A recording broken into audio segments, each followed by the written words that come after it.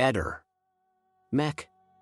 Pallister. Lunedì 11 dicembre. Oggi è San Damaso Papa. La frase del giorno è: ama tutti, credi a pochi e non far del male a nessuno. Accadde oggi, 11 dicembre 1979. Madre Teresa di Calcutta riceve il premio Nobel per la pace. Lo sapevi? L'eproctofilia o feticismo della flatulenza è una parafilia che consiste nel desiderio sessuale verso le flatulenze e verso chi le produce.